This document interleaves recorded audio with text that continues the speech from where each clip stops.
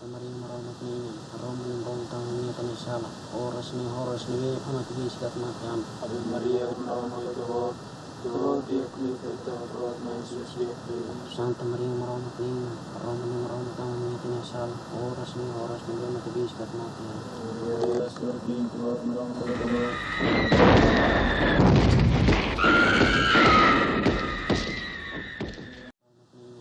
என்னோட குடும்பத்தில் மொத்தம் 15 பேர்.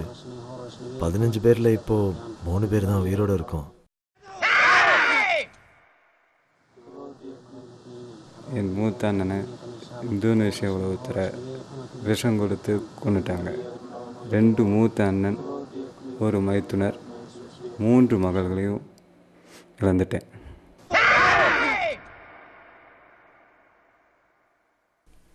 என் கூட பிறந்தவங்கள என் கண் முன்னாடியே கொஞ்சம் கொஞ்சமாக சித்திரவதை பண்ணி கொன்னுடுச்சு இந்தோனேஷியா மிலிட்ரி.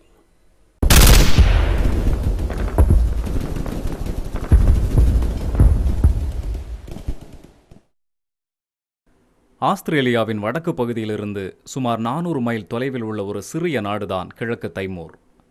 400 ஆண்டுகளாக போர்ச்சுகீசிய காலனியாக இருந்த கிழக்கு தைமூர் 1975ஆம் ஆண்டில் இராணுவ சர்வாதிகார ஆட்சி நடந்த உலகின் 5வது பெரிய நாடான இந்தோனேஷியாவால் படையெடுக்கப்பட்டது.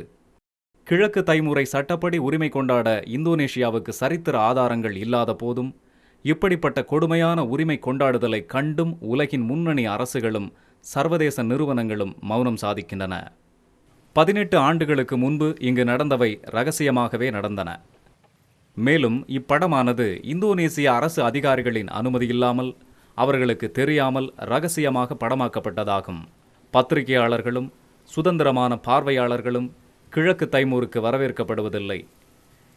இங்கு கிழக்கு தைமூரையும் அதனை சுற்றிலும் உள்ள ஜகார்த்தா மற்றும் மேற்கத்திய நாடுகளின் ராஜ்யத்தையும் அதன் இரகசியத்தையும் அம்பலப்படுத்த வந்த 2 ஆஸ்திரேலிய தொலைக்காட்சி குழுக்களையும் அவர்களுடன் வந்த 2 பிரிட்டன் நாட்டினரையும் 1975ஆம் ஆண்டு இந்தோனேஷிய இராணுவம் கொலை செய்தது. இந்தோனேஷியாவின் அத்துமீறல் மற்றும் உரிமை கொண்டாடுதல் காரணமாக சுமார் 2 லட்சம் பேர் இங்கு கொல்லப்பட்டுள்ளனர். இது இங்குள்ள 1/3 பங்கு ஜனத்தொகை அல்லது சரிசமமாக சொல்லப்போனால் கம்போடியாவில் போல்பாட்டினால் கொல்லப்பட்டவர்களை காட்டிலும் அதிகமானதாகும். இவர்கள் அத்துமீறலை எதிர்த்ததால் தற்கொலை முகாம்களிலும் கூடாரங்களிலும் அடைக்கப்பட்டு பசியினால் வாடி காரணமின்றி கொல்லப்பட்டனர். இனப்படுகொலை என்ற சொல்லை இந்நாட்களில் அதிகமாக பயன்படுத்தினாலும் எந்த கோணத்தில் இருந்து பார்த்தாலும் இங்கு நடந்தது என்னவோ அதுதான். அதுவும் தொலைக்காட்சி மற்றும் கேமராக்கள் செயற்கைக்கோள்களின் பார்வையில் இல்லாது இவை அநேகம் நடந்தேறியுள்ளன. மேலும் மேற்கத்திய நாடுகளின் மறைமுக ஆதரவினாலும் உடந்தையினாலும் நடந்தன. எந்த நாடுகள் இதே காரணத்தை கூறி சதாம் ஹுசேனை தாக்க தயாராக உள்ளனவோ அவைகள் இந்த சர்வாதிகார ஊடுருவலை எதிர்க்க தவறின. மேலும் ஐக்கிய நாடுகளின் சமஸ்தானத்தில் ஒவ்வொரு நிபந்தனைகளையும் உடைத்து தைமூரிலிருந்து வெளியேற வேண்டும் என்ற ஐநாவின் தீர்மானத்தை குறைந்தது 10 முறை இந்தோனேஷியா ஏற்க மறுத்தது. இந்தோனேஷியாவுக்கான பிரிட்டன் நாட்டு தூதர் நம்முடைய தலைகளை தாழ்த்தி நாம் வெட்கப்பட வேண்டும் என கூறி அனைத்து செயல்களும் அதன் போக்கிலே போகட்டும் என்றார். இதன் அர்த்தம் பிரிட்டன் அரசாங்கமும் அமெரிக்காவும் ஆஸ்திரேலியாவும் மற்ற நாடுகளும் இந்த ஜகார்த்தாவின் ஆளுகையினால் தைமூரில் இரத்த களரியை ஏற்படுத்த தேவையானவற்றை தந்தளித்தன என்பதாகும். இந்த படமானது இங்கு வழிந்து கொண்டிருக்கும் இரத்தத்தை பற்றியது. பெரும் சக்தியின் தனக்கு உகந்த தேர்ந்தெடுத்தல் கொள்கை பற்றியும் அதன் குறிக்கோள்களையும் இன்றைய நவீன உலகம் எவ்வாறு கட்டளையிடப்பட்டுள்ளது என்பதையும் விரிவாக பதிவு செய்கிறது.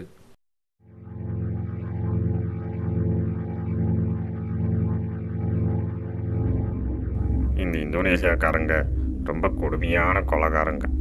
தைமூர் மக்களை அடக்கி ஆள்றாங்க. சர்வதேச சமூகம் தலையிட்டு எங்களுக்கு உதவி செய்ய வர்றோம். இல்லைன்னா எங்களோட எங்கள் ஒழுக்கம் கலாச்சாரத்தையும் இந்தோனேசியாக்காரங்க அழிச்சிடுவாங்க. நான் என்னோட மக்களுக்கும் என்னோட வாக்காளர்களுக்கும் தான் கடமைப்பட்டிருக்கேன். ஒரு நாட்டுக்காரங்க இன்னொரு நாட்டுக்காரங்களுக்கு என்ன செய்கிறாங்கிறத பற்றி பெருசாக நான் யோசிக்கிறது இல்லை. இங்கே இருக்கிற மக்கள் மிக கொடுமையான கிழக்கு தைமூர்னு எதை சொல்கிறாங்க? டிசம்பர் 13, 1983 இராணுவம் என்னோட கூட பிறந்தவங்கள என் கண்ணு முன்னாடியே கொன்னுடுச்சு. அவங்கள கொலை செஞ்சு அவங்களோட இதயத்தை அப்படியே வெளியெடுத்து எங்களுக்கு காமிச்சாங்க. அப்படி ஒரு கொடுமையான முறையில் இதயத்தை எங்களுக்கு காமிச்சு நீ எங்களுக்கு அடங்கி போகணும்னு எங்களை பயமுறுத்தினாங்க.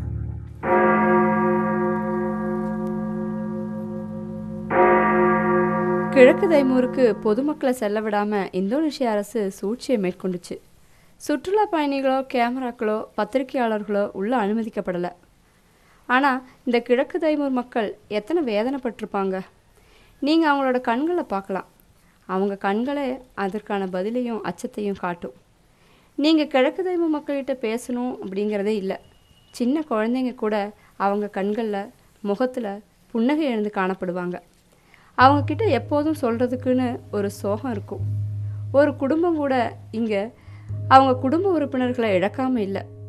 அவங்க குடும்பத்தில் பெண்கள் கற்பழிக்கப்பட்டதா அல்லது வாலிபர்கள் கடத்தி செல்லப்பட்டு கொல்லப்பட்டு இப்படிப்பட்ட கொடுமைகள் தொடர்ந்து சொல்லப்போனால் தினசரி நடந்துச்சு.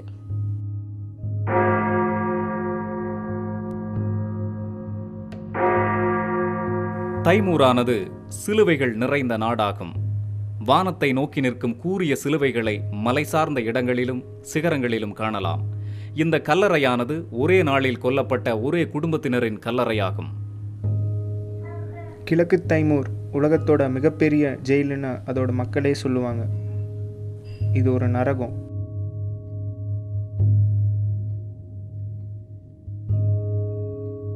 இந்த ஆக்கிரமிப்புக்கு முன்னாடி, அதாவது பல வருடங்களுக்கு முன்னர், கிழக்கு தைமூர் எப்படிப்பட்ட வளர்ச்சியுடையதாக இருந்துச்சுன்னு கொஞ்சம் விவரமாக சொல்ல முடியுமா? கண்டிப்பாக. அது ஒரு வித்தியாசமான தீவு வாழ்க்கை. ஜனங்க ரொம்ப சந்தோஷமாக நல்ல நட்போடு வாழ்ந்துட்டு இருந்தாங்க. அவங்கவுங்க வேலையை பார்த்துக்கிட்டு அதிகாரத்துக்கோ துப்பாக்கிக்கோ பயப்படாமல் இருந்தாங்க. அப்போவும் போர்ச்சுகீஸ் தான் எங்களை ஆண்டுக்கிட்டு இருந்தாங்க. ஆனால் எங்கள் பாரம்பரிய வாழ்க்கையை வாழ விட்டாங்க. இந்த 18 வருஷத்தில் இந்தோனேசியா பண்ண மாதிரி அவங்க பண்ணல. என்னோட வாலிப வயசில் ஒரு தடவை கூட இனம் சார்ந்த கொடிய சம்பவத்தை நான் பார்த்ததில்லை.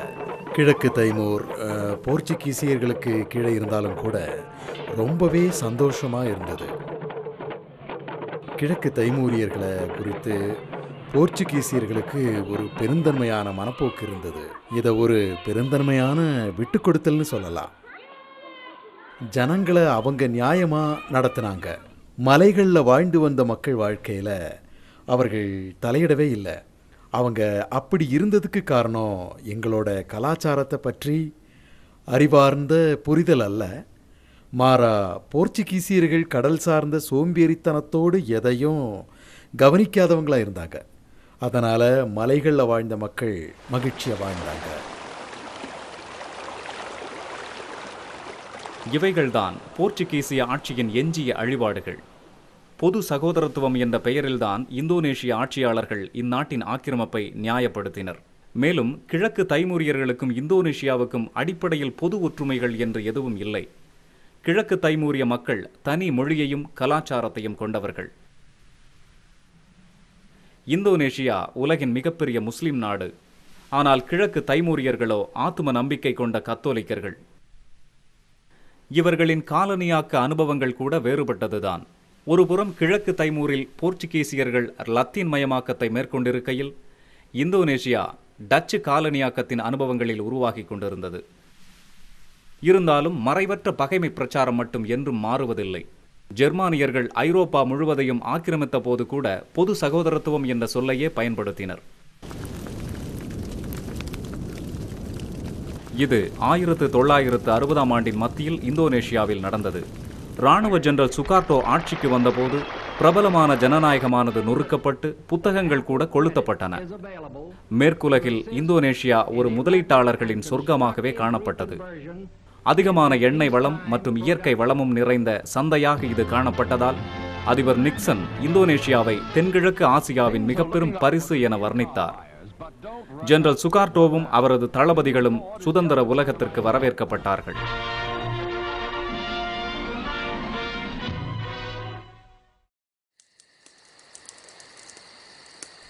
இதுதான் இன்றைய இந்தோனேஷியா. இந்த மக்கள் சுகார்டோவின் இராணுவ முகாம்களில் பலியானோர்களின் மிகப்பெரிய பிரேத குழியை ரகசியமாக தோண்டிக் கொண்டிருக்கிறார்கள். அவனுடைய சொந்த மக்களாகிய நிலமில்லாத ஏழை விவசாயிகள் சுமார் 5 லட்சம் பேர் கம்யூனிஸ்டுகள் என குற்றம் சாட்டப்பட்டு கொல்லப்பட்டார்கள்.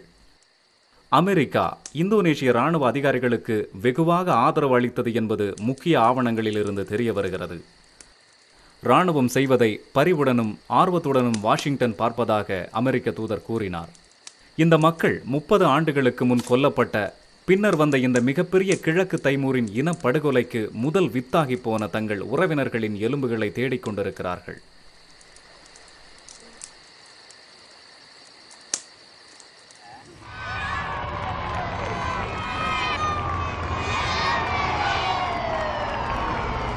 ஆயிரத்து 1974 ஆண்டு செப்டம்பரில் ஆஸ்திரேலிய பிரதம மந்திரி கவ் விட்லாம் இந்தோனேஷியாவுக்கு சென்று சுகார்டோவை சந்தித்தார்.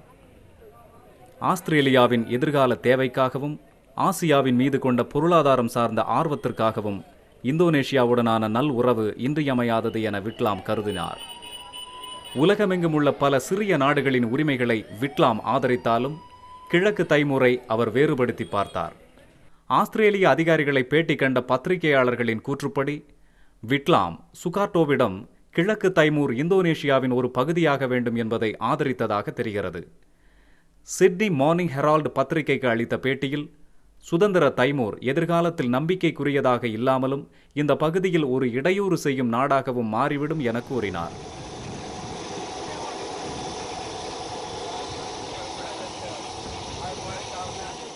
இந்த மீட்டிங்கில் உண்மையில் 3 காரியத்தை மிஸ்டர் விட்லாம் தெளிவுபடுத்தினார். முதல்ல, கிழக்கு தைமூரில் காலனி ஆதிக்கம் நீக்கப்படணும்.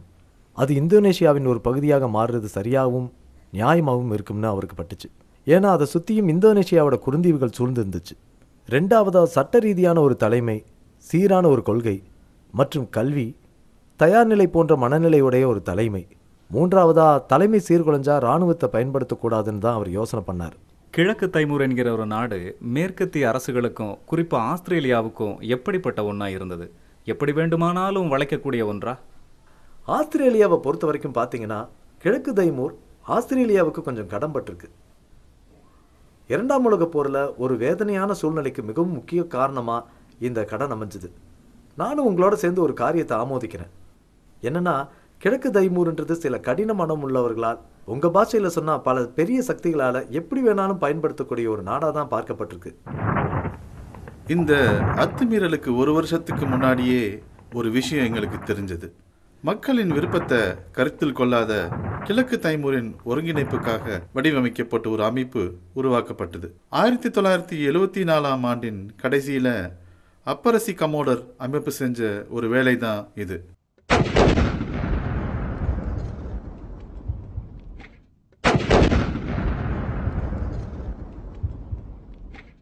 ஆயிரத்து 1974 அக்டோபரில் ஜெனரல் பென்னி மடானி இந்த சதி திட்டத்தை சுகார்டோ மற்றும் அவருடன் நெருங்கிய 3 அதிகாரிகளுடன் சேர்ந்து நிறைவேற்றினார். அதன் பெயர் ஆபரேஷன் கமாடோ. கிழக்கு தைமூரில் வளரும் சுதந்திர இயக்கத்தையும் செழித்தோங்குகிற ஜனநாயகத்தை உருவாக்க வந்த 3 குழுக்களையும் அழிப்பதே அவர்கள் குறிக்கோளாக இருந்தது. 1975 ஜனவரியில் முக்கிய தேசியவாத இயக்கமான ஃப்ரெட்லண்ட்ஸ் மற்றும் அதன் மிதமான எதிரணியான பழமை வாய்ந்த UDTயும் தற்காலிகமாக ஒன்று சேர்ந்தன. அப்படி இணைந்தது சுதந்திரத்திற்காகத்தான்.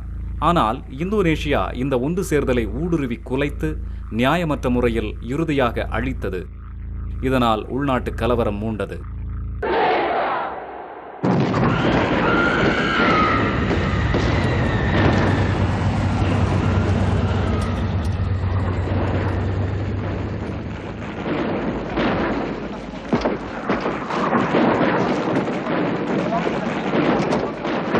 இந்த நேரத்தில் 2 வார சண்டைக்கு பின்னர் போர்ச்சுகீசிய அரசும் பின்வாங்கியது. 1500 பேர் உயிரிழந்தனர். இதனால் ஃப்ரெட்லன் ஒரு தெளிவான வெற்றியை பெற்று வெகுஜனங்களின் ஆதரவுடன் தலைவரானார். அவங்க சரியா உணர்ந்து மறுபடியும் சொன்னாங்க, என்னன்னா போர்ச்சுகீசியர்கள் திரும்ப வந்து இங்கே ஆட்சி செய்யணும்னு. ஆனால் இந்தோனேசியா இதில் பல குறுக்கீடு செஞ்சிச்சு. அங்கே இராணுவ போரோ இல்லை போட்டியோ இல்லை கிழக்கு தைமூரில் ஃப்ரெட்லனோட ஆளுகையோ இல்லைன்ற மாதிரியான போய் தான் ஜகார்த்தாவிலிருந்து கிளம்பியது. உண்மை என்னன்னா, ஆபரசி கமோடருடைய நடவடிக்கையின் ஒரு பகுதி தான் இது. ஒரு சிறிய தேசம் தன்னை பாதுகாக்க தானே இறங்க வேண்டியதானது. தவானுக்கு அருகில் உள்ள ரகசிய தளத்தின் மூலம் இந்தோனேஷியா எடுக்கும் ஒவ்வொரு நடவடிக்கையும் மேற்கத்திய உளவுத்துறைக்கு முன்கூட்டியே தெரிய வந்தது. செப்டம்பர் 4 CIA வாஷிங்டனுக்கு ஒரு அறிக்கை அனுப்பியது. அதில் இந்தோனேஷியாவின் 2 சிறப்பு இராணுவ படை போர்ச்சுகீசிய தைமூரில் நுழைந்துள்ளது என குறிப்பிட்டிருந்தது. செப்டம்பர் 17 ஜகார்த்தாவானது பகிரங்க அத்துமீறல் புகாரிலிருந்து தப்பித்துக் கொள்வதற்காக கொரில்லா போராளிகளை அனுப்பி போராட்டத்தை தூண்டிவிட்டது. இப்படிப்பட்ட வன்முறை எங்கள் எல்லைக்குள்ளே வேண்டாம்னு ஆஸ்திரேலியாவுக்கு மட்டும் இல்லை, எல்லா ஜனநாயக நாடுகள்கிட்டையும் நாங்கள் வேண்டிக் கொண்டோம். இது ஒரு குற்ற செயல். இந்த காரியம் உலகின் எல்லா ஜனநாயக நாடுகள் மூலமாக நிறுத்தப்படணும்னு வேண்டுகிறோம். உங்களுக்கு முன்கூட்டியே தெரியும். அப்போது இந்தோனேஷியாவின் அத்துமீறல் அப்புறம் அங்கே என்ன நடக்க போகுதுன்னு நீங்கள் எச்சரிச்சிங்களா? ஆமாம், இது எனக்கு முன்கூட்டியே தெரிஞ்சுது. சூழலை கணிச்சதுனால எனக்கு புரிஞ்சது. நான் ஒரு முடிவுக்கு வந்தேன். 1975 வருஷம் ஜகார்த்தாவின் தூதுவர்களை எச்சரித்ததை நான் இங்கே நினைக்கிறேன். அந்த சூழ்நிலையில் இந்தோனேஷியாவின் தலையீடு தவிர்க்க முடியாததா இருக்கும்னு சொன்னேன். இது ஆஸ்திரேலியாவின் சேனல் 7 தொலைக்காட்சி நிருபர் கிரெக் சாக்கல்டன். இவரும் இவருடைய குழுவும் சேனல் 9ஐ சேர்ந்த மற்ற ஒரு ஆஸ்திரேலியன் பத்திரிகை குழுவும் இந்தோனேஷியாவின் அத்துமீறலை ரகசியமாக படம் பிடித்து ஆதாரம் திரட்ட சென்றார்கள். 2 பிரிட்டன் நாட்டவர் உட்பட மொத்தம் 5 பேர். இவர்கள் இந்தோனேஷியாவின் ரகசிய திட்டத்தை வெளியே கொண்டு வந்தால் சர்வதேச நெருக்கடியால் இந்த அத்துமீறல் தடுத்து நிறுத்தப்படும். இந்த குழுவினர் இந்தோனேஷியா கப்பல் தென்பட்ட பேலிபோ கரைக்கு சென்றார்கள். இது கிரெக் சாக்கல்டன் தான் கொலை செய்யப்படுவதற்கு ஒரு நாள் முன்பு பேசிய ஒளிப்பதிவு. ஏனென்று அவர்கள் கேட்கிறார்கள். எங்கள் நாட்டின் மீது தேவையற்ற படையெடுப்பை இந்தோனேஷியா ஏன் நடத்துகிறது என கேட்கிறார்கள். பிராட்லாந்து கம்யூனிஸ்ட் என்று இந்தோனேசியர்கள் நம்பினால் உண்மையை அறிய ஒரு குழுவை தில்லிக்கு அனுப்பி வைக்க வேண்டியதுதானே என கேட்கிறார்கள். ஏனென்று அவர்கள் கேட்கிறார்கள். ஜப்பானியர்கள் ஊடுருவ முயற்சி செய்த போது உதவி செய்த ஆஸ்திரேலியா இப்போது ஏன் உதவி செய்யவில்லை என கேட்கிறார்கள். ஏனென்று அவர்கள் கேட்கிறார்கள். போர்த்துகீசியர்களின் காலனி நாடாக இன்று வரை நாங்கள் உள்ளோம். ஆனாலும் போர்த்துகீசியர்கள் ஏன் உதவி செய்யவில்லை என கேட்கிறார்கள். யார் என்று அவர்கள் கேட்கிறார்கள். எங்களுக்கு ஏற்படும் கடும் இழப்புகளுக்கு யார் பொறுப்பு என கேட்கிறார்கள். இந்த ஊரில் இருக்கிற கடைசி மிச்ச ஜனங்க நாங்கள் தான். இந்த நேரத்தில் இந்த வீட்டு முகப்பில் ஆஸ்திரேலியர்கள்னு சிவப்பு நிறத்தில் எழுதி ஆஸ்திரேலிய கொடியை வரைஞ்சி வச்சுருக்கோம். அப்படியாச்சும் எங்களுக்கு ஏதாவது பாதுகாப்பு கிடைக்குங்கிற எதிர்பார்த்து தான் இதை செஞ்சுருக்கோம். பேபி போலியிடம் சாக்கல்டன். இந்த சம்பவத்தை நேரில் பார்த்தவங்க பார்த்ததும் என்னன்னா, இந்த பத்திரிகையாளர்கள் நாங்கள் ஆஸ்திரேலியன்ஸ், நாங்கள் சண்டை போடும் போராளிகள் கிடையாது அப்படின்னு சொன்னாங்க. அதுக்கப்புறம் துப்பாக்கி சத்தம் கேட்டது. அப்புறம் எந்த சத்தமும் கேட்கல. கிரெக் ஷாக்கல்டனுக்கும் அவருடன் இருந்தவர்களுக்கும் அதுக்கப்புறம் என்ன நடந்துச்சு? கிரேக்குக்கும் அவரோட இருந்த 5 பேர்த்துக்கும் என்ன நடந்ததுன்னு தெரியல. ஆனால் முக்கால்வாசி பேரை தலைகீழாக தொங்க விட்டு அவர்களோட ஆணுறுப்பை அறுத்து வாய்க்குள்ளே திணிச்சு, அப்புறம் இந்தோனேஷியர்கள் எப்பவுமே அவங்க கூட வச்சிருக்க கத்தியால் வெட்டுனாங்க. அவங்க அப்படியே ரத்தம் வெளியேறி இறந்தாங்களா இல்லை மூச்சு திணறடிச்சு கொல்லப்பட்டாங்களான்னு தெரியல. சிலரை கத்தியால் நெஞ்சில் குத்துனதில் உடனே செத்துட்டாங்க. கிரெக் மற்றும் அவர்களுடன் இருந்தவங்களோட மரணத்துக்கு காரணமான இந்தோனேஷியா அரசை ஆஸ்திரேலியா கண்டனம் செஞ்சுச்சா? கேள்வி கேட்டதா சொல்கிறாங்க. வெளிப்படையாக கண்டிச்சாங்களா? இல்லை, நாசூக்கான கேள்விகளை கேட்டு நாசூக்கா பதில்களை வாங்கிக்கிட்டாங்க. நான் அப்போதைய தூதுவராக இருந்ததுனால என்னோட கண்டனத்தை பதிவு செஞ்சேன். ஆனால் பிரதம மந்திரி ஸ்தானத்திலேருந்து நான் அதை சொல்லலை. ஆனால் 2 தொலைக்காட்சி குழுவே இந்தோனேஷியாவில் சுட்டு கொல்லப்பட்டது கவனிக்கப்பட்டிருக்க வேண்டிய விஷயம் இல்லையா? நாட்டில் ஒருத்தர் கூட எழுந்து கண்டனம் சொல்லலை. நாட்டோட தலைவர் முன் வந்து இதை செஞ்சவங்களை வன்மையான சொற்களால் கண்டிச்சிருக்க வேணாமா? அப்போ அக்டோபர் 1975 பெருமளவு நிச்சயமின்மை இருந்துச்சு.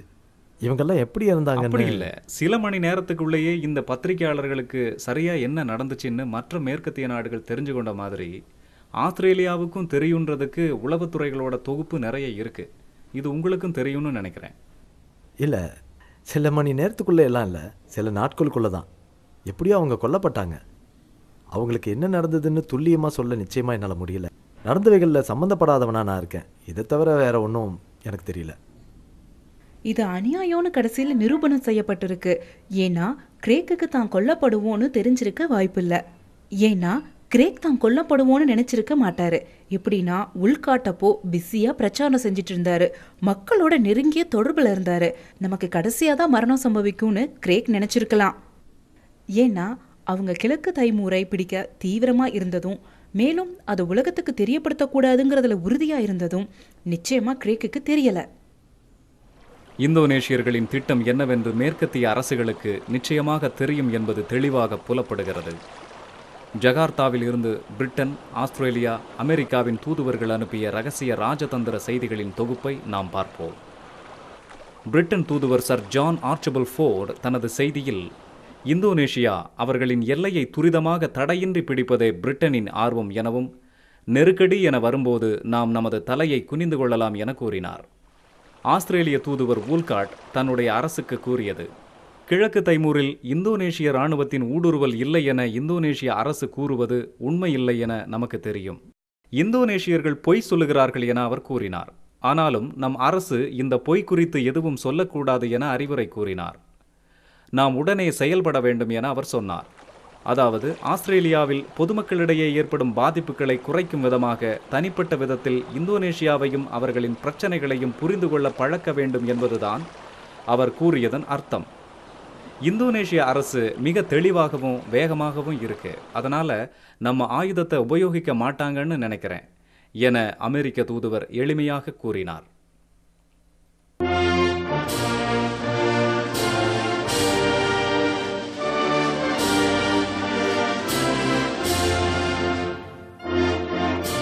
ஆயிரத்து 1975 ஆண்டு டிசம்பரில் கிழக்கு தைமூரில் நடந்த ஆக்கிரமிப்பு இறுதி கட்டத்தை எட்டிய போது அதிபர் ஜெனரல் ஃபோர்டு மற்றும் அவரது அரசு செயலாளருமான ஹென்றி கிசிங்கரும் டிசம்பர் 5ஆம் தேதி இந்தோனேஷியா வந்ததை முதன்மையான பணி என அரசு தரப்பில் வர்ணிக்கப்பட்டது.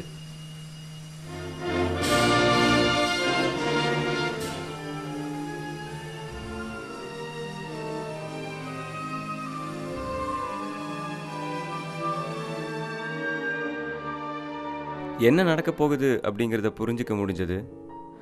எம்பசி ஆஃபீஸர்கள் சில வழக்கத்துக்கு மாறான வேலைகளை செஞ்சிட்டு இருந்தாங்க. அது என்னன்னா, அதிபர் ஃபோர்டும் சுகோட்டோவும் சேர்ந்து இருக்கிற மாதிரி நிறைய ஃபோட்டோவும் வீடியோவும் எடுத்தாங்க. அது மூலமாக சுகோட்டோவுக்கும் இந்தோனேஷிய அரசுக்கும் அளவுக்கு அதிகமாக ஆதரவு கொடுத்ததா காட்டினாங்க. இங்கே தான் பெரிய தப்பு நடந்ததா நான் நினைக்கிறேன். பல வருஷங்களுக்கு முன்னாடி, அதாவது 60களில் நான் சிஐஏல சேர்ந்தேன். நானும் சிஐஏவோட வேலைகளை செஞ்சவங்கிறதுனால இந்த உலகத்தில் என்ன நடந்ததுன்றதை பற்றி விமர்சனம் செய்தை விட்டுட்டு ஆக்கப்பூர்வமாக ஏதாவது செய்யலான்னு நினைக்கிறேன். இந்த மாதிரி ஒரு சூழ்நிலையில் நான் இந்தோனேஷியாவில் இருந்தப்போ என்னோட சொந்த அரசாங்கமே தப்பாக தலையிட்டது. கிழக்கு தைமூரில் நடக்கிற விஷயங்கள் எதுவுமே பார்க்க சகிக்கலை. சுகோட்டோ செஞ்ச காரியத்துக்கு பகிரங்கமாக பச்சை கொடி காட்டப்பட்டதுங்கிறது 100% உண்மையான ஒரு விஷயம்.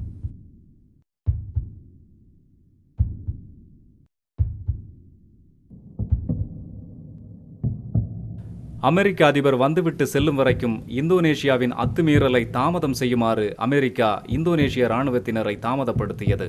அப்படியே டிசம்பர் 7ஆம் தேதி அதிபர் விமானம் இந்தோனேஷியா வான் எல்லையை தாண்டியதும் இந்த இரத்த குளியல் ஆரம்பமானது.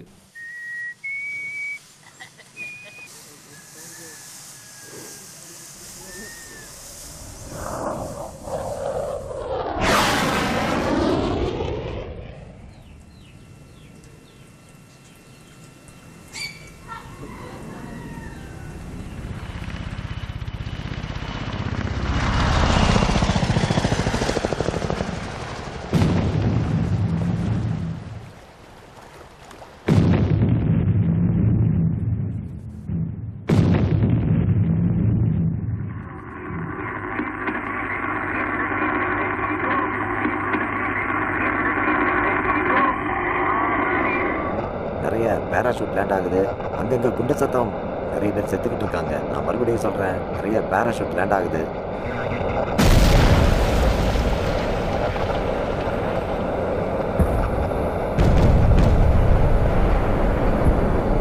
இந்தோனேஷிய இராணுவம் வந்த முதல் நாள்லேயே நூற்றுக்கணக்கான அப்பாவி மக்கள் கொல்லப்பட்டாங்க.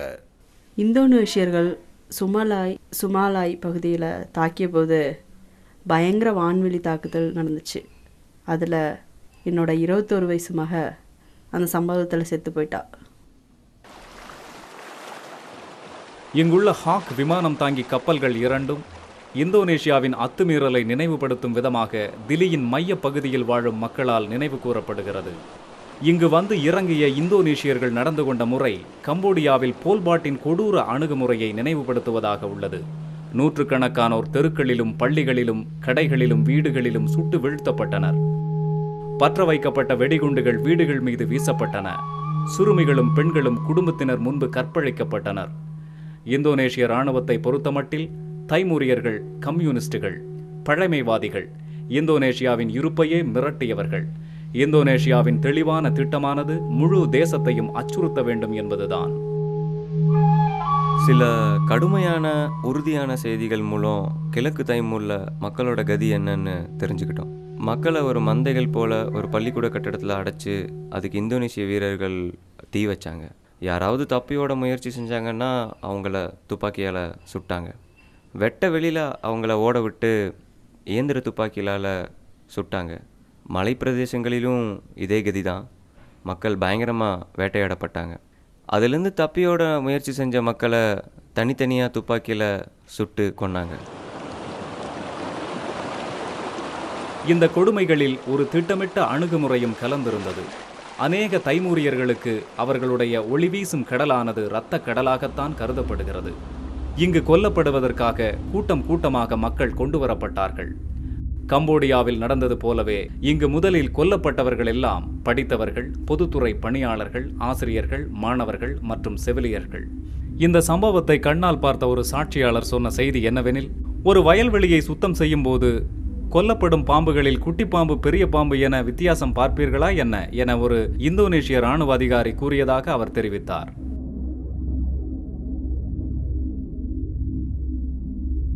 எனக்கு தெரிஞ்சு 1974 5000 இருந்த எங்கள் இனத்தோட ஜனத்தொகை 500 குறைஞ்சிருச்சு. 5000 500 பேரா? ஆமாம், ரொம்ப குறைஞ்சிட்டாங்க. ஓ, அப்போது ரொம்ப கொடூரமாக கொன்று குவிச்சாங்க இல்லையா? அப்போது மிக பயங்கரமான வான்வெளி தாக்குதல் நடந்துச்சு. உயரமாக வளர்ந்து நின்ற மரங்கள் எல்லாம் சாஞ்சு பாறைகளெல்லாம் வெளுத்து போச்சுன்னு ஜனங்க சொன்னாங்க. நாங்கள் நிறைய ஆயுதங்கள், பொருட்கள் எடுத்துகிட்டு போகிறதுக்கு ஹெலிகாப்டர்கள், உணவு, சீருடை, வெடிமருந்து, அப்புறம் எல்லா வகையிலையும் இந்தோனேஷியா அரசுக்கு உதவியாக இருந்தோம்.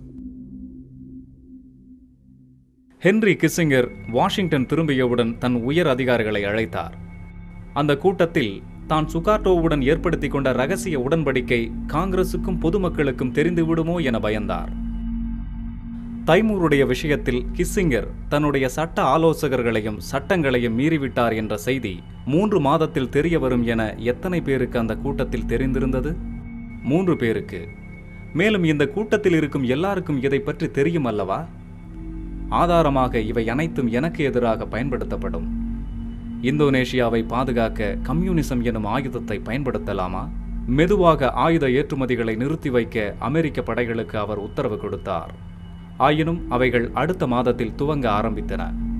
சொல்லப்போனால் கிழக்கு தைமூரில் பலிகள் அதிகமாகின. அமெரிக்காவை பொறுத்தவரை ஆயுத ஏற்றுமதி 2 மடங்கானது. மாதங்கள் செல்ல செல்ல சண்டை தொடர்ந்துச்சு.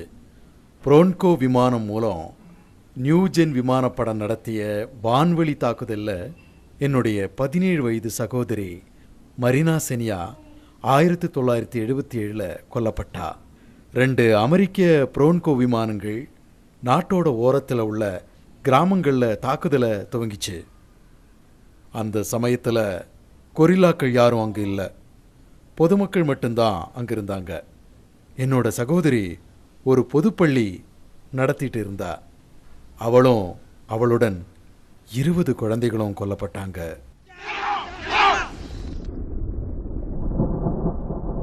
ஆயிரத்து 1981 இந்தோனேஷிய இராணுவம் துப்பாக்கி முனையில் சுமார் 10,000 பேரை மனித சங்கிலிகளாக தீவுகளுக்கு இடையே நடக்கச் செய்தது.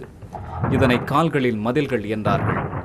ஃபெட்டிலோன் கொரில்லாக்களின் கண்ணிவெடிகளை இந்தோனேஷிய இராணுவம் கண்டுபிடிக்கவும் அக்கொரில்லா படைகளை அழிக்கவும் இந்த மனித சங்கிலியை பயன்படுத்தினர். கண்ணிவெடிகளில் சிக்குபவர்களும் கொல்லப்படுவார்கள் என்பதற்காகவே இப்படி செய்தார்கள். இந்த சம்பவத்தில் முதியோர், குழந்தைகள் உட்பட பொதுமக்கள் ஆயிரக்கணக்கில் கொல்லப்பட்டனர்.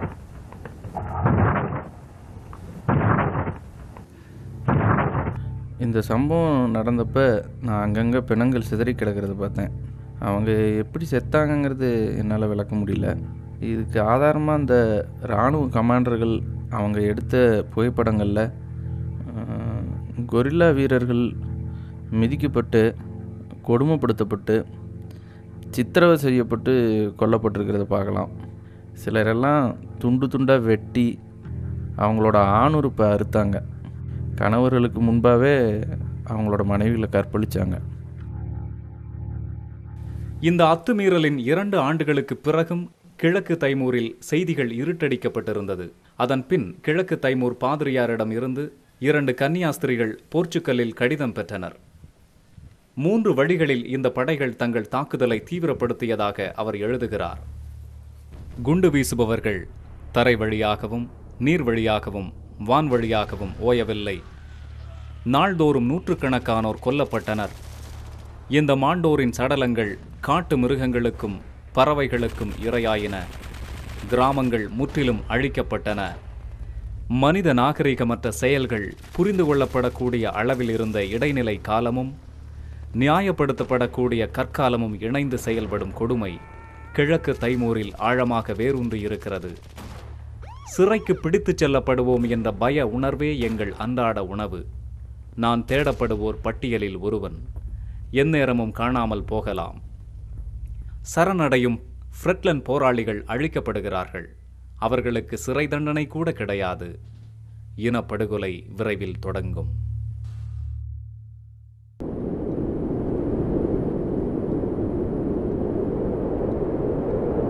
அந்த மலைகளுக்கு மேலே சில இடம் இருக்குது. அங்கே ஒன்று மேலே ஒன்றா எலும்பு குவியல் கிடந்துச்சு. அப்போ எனக்குள்ளேயே நான் சொன்னேன், ஃபாத்திமா பிரார்த்தனை பண்ணுன்னு. இது நம்ம குடும்பத்தினர் தான் இங்கே செத்து போயிருக்காங்க. இது ஒரு பயங்கரமான படுகொலை. இது யாரோ பலருடைய எலும்புகள் இல்லை, இது எங்கள் குடும்பத்தினர் தான். அப்போது உங்கள் குடும்பத்தினரோட எலும்பு குவியலை தான் நீங்கள் கடந்து வந்தீங்க, அப்படித்தானே? ஆமாம் ஆமாம். எத்தனை பேர், அதாவது எத்தனை பேரோட எலும்புகளை பார்த்தீங்க? ஐயோ கடவுளே, 50 பேராவது இருக்கும்.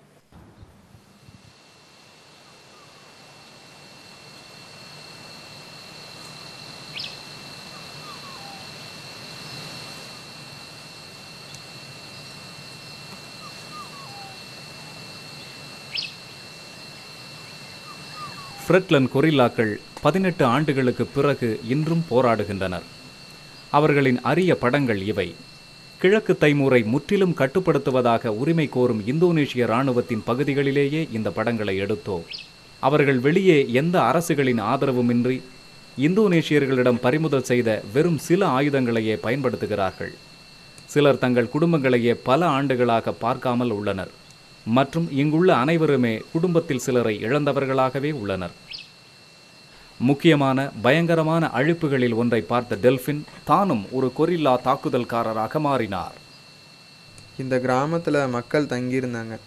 அவங்க சரணடைஞ்சவங்க. இவங்களை இராணுவ வீரர்கள் வரிசையாக நிற்க வச்சு வாலிபர்களையும் வயதானவர்களையும் கொண்டுட்டாங்க. சில பேர் மட்டும் உயிரோடு இருந்தாங்க. 2 சகோதரர்கள் மட்டும் தப்பிச்சு மலைகளில் வந்து எங்களோட சேர்ந்துட்டாங்க. ஒருத்தர் எங்களோட இன்னும் உயிரோடு இருக்கார். இன்னொருத்தர் சரணடைய வேண்டிய கட்டாயம் ஆயிடுச்சு. அங்கிருந்த பெண்களுக்கு என்னாச்சு? அவங்கள இராணுவ வீரர்கள் ஓட விட்டாங்க. நிறைய பேரை கற்பழித்தாங்க. பல பெண்கள் கொலை செய்யப்பட்டாங்க. இந்தோனேஷியர்களால் தரைமட்டமாக்கப்படும் வரைக்கும் கிராரஸ் என்ற கிராமம் இங்குதான் இருந்தது. 1983 இருந்த கிராமம் இதுதான். ஏறக்குறைய 400 பேர் இங்கே இருந்தாங்க. 400 பேரையுமே இந்தோனேஷிய இராணுவம் கொன்றுச்சு. இந்த பெரிய கல்லறை கிடங்கில் மொத்தமாக எல்லாரையும் புதைத்தார்கள். இங்கே எந்த சிலுவசனமும் இல்லை. கல்லும் மூங்கிலும் மட்டும்தான் வச்சுருக்காங்க. ஏன்னா சிலுவசனத்தை போட மக்கள் பயந்தாங்க. சிலுவசனத்தை வச்சாலோ வரைஞ்சாலோ அதை செஞ்ச ஆளை இந்தோனேஷிய இராணுவம் கைது பண்ணிடும். 1983 வெயில் காலங்களில் கொல்லப்பட்ட இந்த ஒரு கிராமத்தின் 300 பேருடைய அசாதாரணமான பெயர் பட்டியல் இது. இது மனித வர்க்கத்துக்கு எதிரான மிகப்பெரிய குற்றத்திற்கான ஆதாரம். இது நாஜிக்களால் ஆக்கிரமிக்கப்பட்ட ஐரோப்பாவில் நடந்ததை நினைவுபடுத்துகிறது. இந்த பட்டியலானது ஒரு தேவாலயத்தில் நுணுக்கமாக கையால் எழுதப்பட்ட பதிவோடு ஒப்பிடப்பட்டு அவர்களுடைய பெயர், வயது, ஒவ்வொருவரின் பிறந்த இடம், அவர்களின் இறப்புக்கு காரணமான இந்தோனேஷிய துருப்பு ஆகியவை குறிப்பிடப்பட்டுள்ளது. அவர்களுடைய முழு குடும்பத்தையும் அவர்களுடைய வயதையும் பாருங்கள். எத்தனை இளவயதுடையவர்கள் மற்றும் அவர்களின் முழு குடும்பங்களையும் அவர்களின் பெயர்களையும் பாருங்கள்.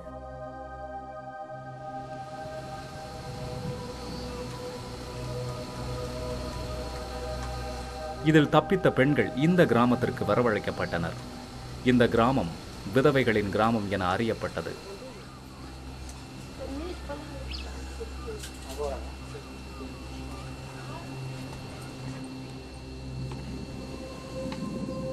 மற்றொரு வகையான ஜன கட்டுப்பாடானது பெண்களுக்கு அவர்களின் அனுமதியின்றி கருத்தடை மருந்துகள் கொடுக்கப்படுவதாகும். அதுவும் டிப்போ பிரிவேரா என்ற மருந்து அவர்களுக்கு வலுக்கட்டாயமாக கொடுக்கப்பட்டது. ஜனங்க இந்த டிப்போ பிரவேரா ஊசி போட்டுக்க கட்டாயப்படுத்தப்பட்டாங்க. பள்ளிக்கூட பசங்களுக்கும் வாலிபர்களுக்கும் இந்த ஊசி கட்டாயமாக போடப்பட்டுச்சு. ஏன்னா அதுக்கப்புறம் எப்போவுமே அவங்களுக்கு குழந்தை பிறக்காதே, டெட்டனஸ் தடுப்பூசின்னு பொய் சொல்லி அந்த ஊசி போட்டாங்க. இந்த மருத்துவர் கிழக்கு தைமூரின் அஃபாகாஃப் என்ற இடத்திற்கு சென்று இந்த குடும்ப கட்டுப்பாட்டை ரகசியமாக கண்டறிந்தார். அது ஒரு கிளினிக்கில் அதிகமான ஆட்களுக்கு குடும்ப கட்டுப்பாடு செஞ்சாங்க.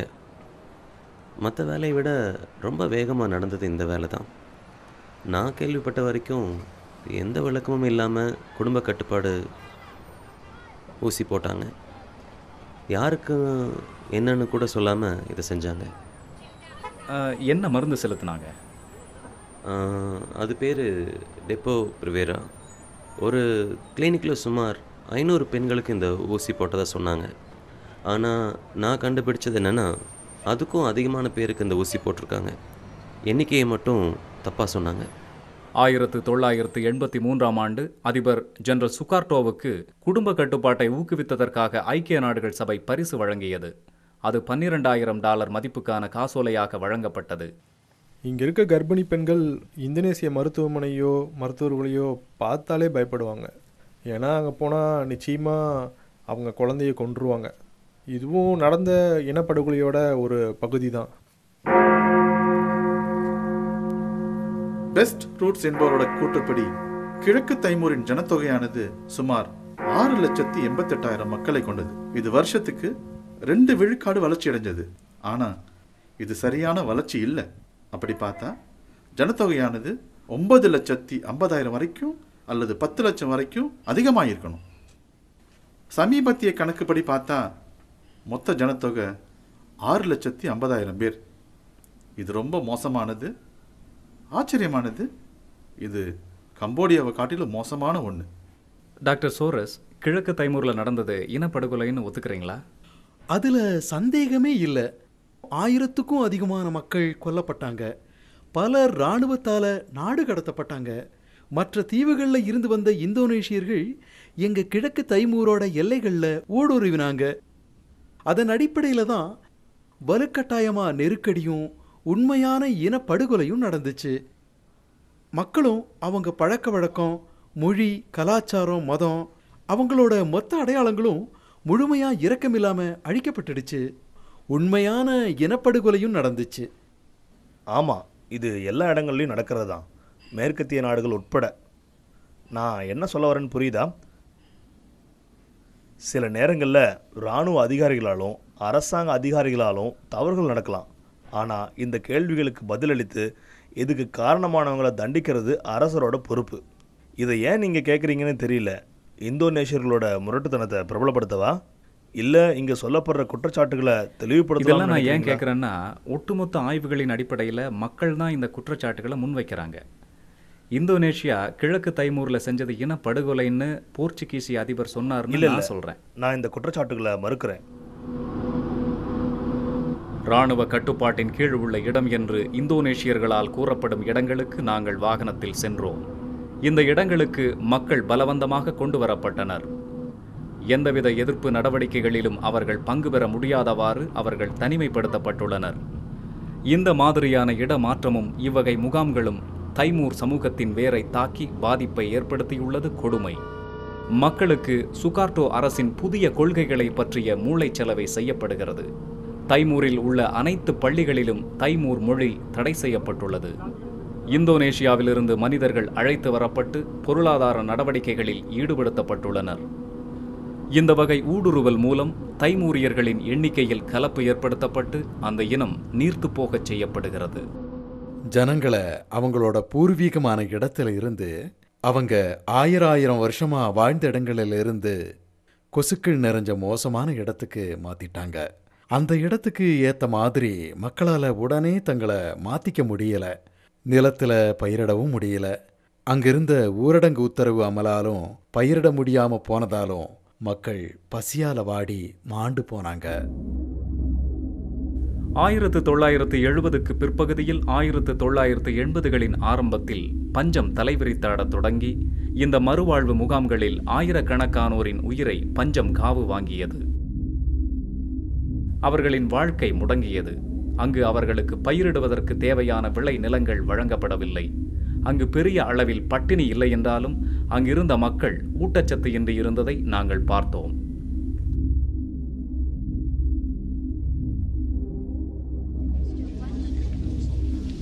இந்த பேரழிவு ஒரு பக்கம் தொடர்ந்தது.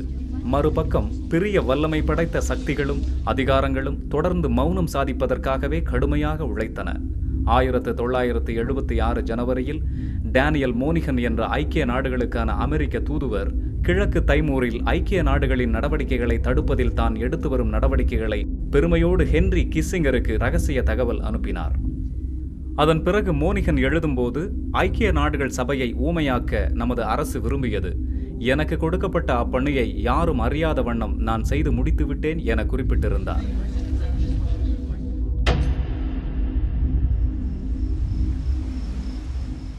இது பாகா எனப்படும் பழைய போர்ச்சுகீசிய குடியிருப்பு நகரில் உள்ள ஹோட்டல் பிளேம் பாயிண்ட். இங்கு வரும் அலுவலக அதிகாரிகள் இந்த ஓட்டலுக்கு வரவழைக்கப்பட்டு அவர்களுக்கு கிழக்கு தைமூரில் இந்தோனேஷியர்களின் ஆட்சியில் ஏற்பட்ட சமாதானத்தை கண்டு வியக்க வைத்தனர். கண்டிப்பாக அவர்களுக்கு சொல்லாத விஷயம் என்னவெனில், இந்த ஓட்டல் பிளேம் பாயிண்ட் ஆனது இராணுவத்தினரால் பயன்படுத்தப்பட்டு மக்களை துன்புறுத்தும் சித்திரவதை கூடம் என்பதே. இங்குள்ள சிறப்பு அலுவலக தொகுப்பில் இந்தோனேஷிய சிப்பாய்களுக்கு தைமூரியர்கள் உடை உடுத்தும் விதமும், தைமூரியர்களைப் போன்று நடக்கச் சொல்லியும் பாஷை கூட பேசத் தெரியாத அவர்களை சந்தோஷமாக இருப்பதைப் போலும், சிறைச்சாலைகளில் சௌகரியமாக இருப்பது போலவும், சிறை காவலர்களை குற்றம் சொல்லாமல் இருக்கவும் கற்றுத்தரப்பட்டது. உண்மையில் அப்படி இல்லை என்றாலும் இவ்வாறு கற்றுத்தரப்பட்டவை அந்த அலுவலக தொகுப்பில் உள்ளன. மற்றொரு தொகுப்பில் சட்டப்படி கொடுமைப்படுத்த அதிகார உத்தரவு பிறப்பித்ததையும் மக்களை துன்புறுத்த ஒரு வழிமுறை வகுக்கப்பட்டதையும் ஆவணப்படுத்தியுள்ளனர். இப்படிப்பட்ட ஒரு புத்தகத்தின் தலைப்பானது கிராமங்களை எப்படி நடத்துவது என்பதை விரிவாகவும், அதன் உள்ளே எப்படி கொடுமைப்படுத்த வேண்டும், எப்படி கொடுமைப்படுத்தக்கூடாது என்பவையெல்லாம் குறிப்பிடப்பட்டிருந்தது. கொடுமைகளை செயல்படுத்தும் போது புகைப்படம் எடுக்கக்கூடாது. உடலில் மின்சாரம் பாய்ச்சப்படும் போதும் அவர்களை துகிலுரித்து நிர்வாணப்படுத்தும் போதும் புகைப்படம் எடுக்கக்கூடாது. எடுக்கப்பட்ட புகைப்படங்கள் தைமூருக்கு வெளியே அச்சிடப்படக்கூடாது. ஏனெனில் சில பொறுப்பற்றவர்களால் பொதுமக்களின் பார்வைக்கு கொண்டு செல்லப்பட்டுவிடும். தேவையான முடிவு பெறப்படும் வரை விசாரணை மேலும் மேலும் தொடர வேண்டும். வெளிநாட்டில் புகலிடம் பெற்று தற்போது வசித்து வரும் ஜோசை அம்ரின் என்பவர் சிறுவனாக இருந்தபோது தனது தந்தை சித்திரவதை செய்யப்படுவதை வலுக்கட்டாயமாக காணச் செய்தனர். நானும் சொல்லப்போனால் எல்லாரையும் என்னோட அப்பாவை பார்க்குறதுக்கு வர சொன்னாங்க. அங்கே எங்கள் அப்பா துன்புறுத்தப்பட்டார். அதுக்கப்புறம் இந்தோனேஷியர்களால் நாங்கள் துன்புறுத்தப்பட்டு எச்சரிக்கப்பட்டோம். இப்போது இங்கே வந்ததால் உங்கள் அப்பாவை ஒரு உதாரணமாக வச்சுக்கோங்க. இந்தோனேஷியர்களை ஏற்றிங்கன்னா உங்கள் அப்பா நிலமை தான் உங்களுக்கும் அப்படின்னாங்க. உங்கள் அப்பாவை என்ன செஞ்சாங்க? பல முறை சித்திரவதை பண்ணாங்க. என்ன செஞ்சாங்க? அவங்க அப்பாவை குத்தி அடித்து அப்புறம் வயிற்றுலையும் குடல்லையும் விரலை விட்டு சித்திரவதை பண்ணாங்க. இப்படி பண்ண அவங்களுக்கு பயிற்சி கொடுக்கப்பட்டிருந்துச்சு. இதை அவங்க சீலட் அல்லது கராத்தேன்னு சொல்லுவாங்க. பொதுவாக இப்படிப்பட்ட கொடுமைகள் தான் இருக்கும். அவங்க எங்கள் அப்பாவோட வயிற்றில் விரலை விட்டு அப்புறம் அவங்க அதை எப்படி சொல்கிறது, கர்க் அப்படின்னு கிழிச்சிட்டாங்க.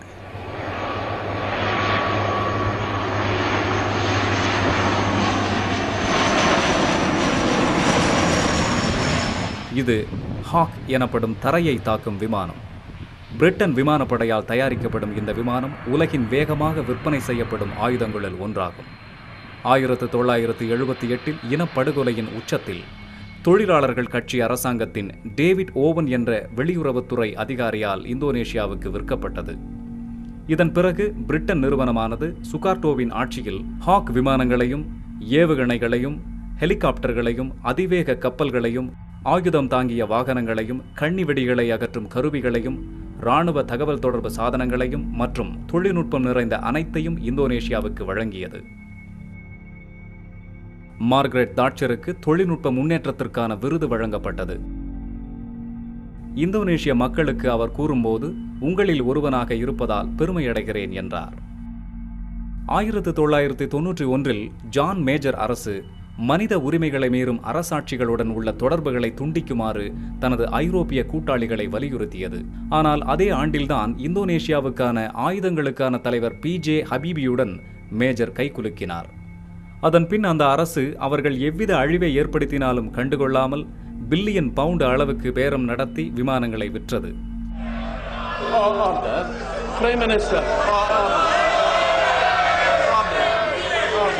ஹாக் விமானங்களை விற்பனை செய்ததற்கான நோக்கம் வேலை வாய்ப்பை நம் நாட்டு மக்களுக்கு அளிக்கத்தான். ஆனால் கிழக்கு தைமூரில் உள்ள மக்களை ஒடுக்குவதற்கு இந்த ஆயுதங்கள் பயன்படாது என்பதில் எனக்கு ஐயப்பாடு இல்லை. எங்களுக்கு இந்தோனேஷியர்களிடம் இருந்து கிடைத்த உறுதி என்னவெனில், இவைகள் உள்நாட்டு அடக்குமுறைக்கு பயன்படுத்தப்படாது என்பதுதான். மிஸ்டர் ஆலன் கிளார்க், நீங்கள் இராணுவ மந்திரியாக இருந்தப்போ ஹாக் விமானங்கள் பற்றி ஆலோசித்து இந்தோனேஷியாவுக்கு விற்க முடிவு பண்ணினப்ப அவங்க கிட்ட இருந்து உறுதிமொழி வாங்கினதா அவங்க கூட இருந்தவங்க சொன்னாங்க. அதாவது ஹாக் விமானங்கள் பொதுமக்களுக்கு எதிராகவும் அடக்குமுறைக்காகவும் சொல்லப்போனால் கிழக்கு தைமூரில் பயன்படுத்தப்படாதுன்றது தான் அந்த உறுதிமொழி. இந்த உறுதிமொழி என்ன, கொஞ்சம் புரிகிற மாதிரி சொல்ல முடியுமா? இல்லை, நான் நிச்சயம் எந்த உறுதியும் கேட்கல. அது வெளியுறவுத்துறையிலிருந்து வந்திருக்கும். ஐடிசிக்கு முன்னாடி அது எந்த குழு, அதை யார் சொன்னாங்கன்னு தெரியல. அப்போ உறுதிமொழி சாத்தியமா இல்லையா? இந்தோனேஷியா மாதிரியான அரசுக்கிட்ட இருந்து உறுதிமொழி வாங்குறத பற்றி நீங்கள் என்ன சொல்கிறீங்க? என்னை பொறுத்த வரைக்கும் எந்த அரசாங்கத்துக்கிட்ட இருந்தும் உறுதிமொழியை வாங்குறதுல எந்த அர்த்தமும் இல்லை. நான் அதை கண்டுக்க கூட மாட்டேன்.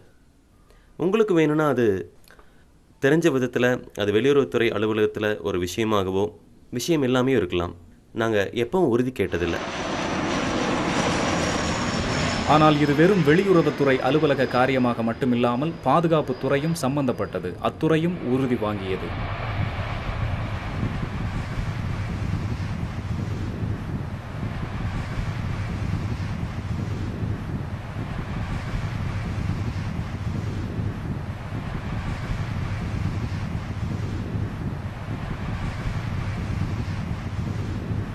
ஆனால் அரசு என்ன கூறியது எனில், இந்தோனேஷியாவிற்கு பயிற்சி விமானங்கள் தான் விற்கப்பட்டது எனவும் அது தைமூரியர்களுக்கு எதிராக பயன்படுத்தப்படாது என்றனர்.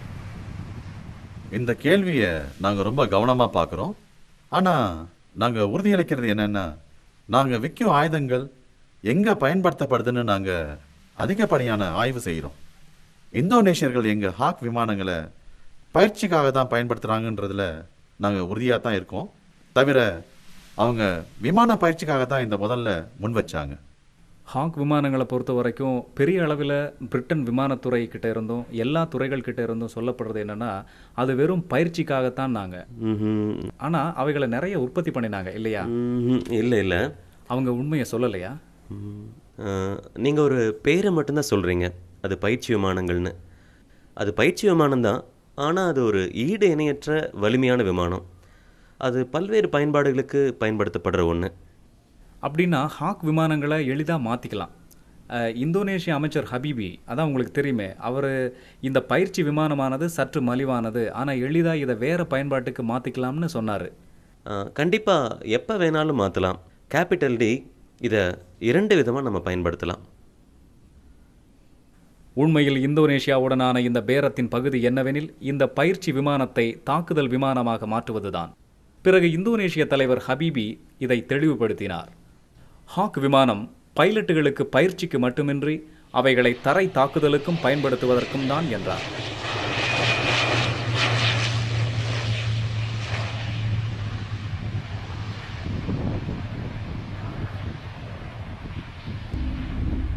நான் முதல்ல 2 ஜெட் விமானங்களை பார்த்தப்ப அசந்துட்டேன். அதுக்கப்புறம் தான் தெரிஞ்சது இது ஹாக் விமானங்கள். ஏன்னா ஃப்ராங்கோ விமானங்கள் தான் எப்படி வேணாலும் பறக்கும். பறந்து 10 நிமிஷம் கழித்து வெடிகுண்டு சத்தம் தத்து. அரசாங்க அமைச்சர் பேரினாஸ் சோக்கர் இந்தோனேஷிய ஏழை மக்களுக்கு பிரிட்டன் அரசு உதவி செய்வதாக நாடாளுமன்றத்தில் கூறினார். ஆனால் பாதி அளவு உதவிகள் இந்தோனேஷியாவின் வர்த்தகத்துடன் இணைக்கப்பட்டு அதில் அதிகமாக ஆயுத பேரம்தான் நடத்தப்பட்டது.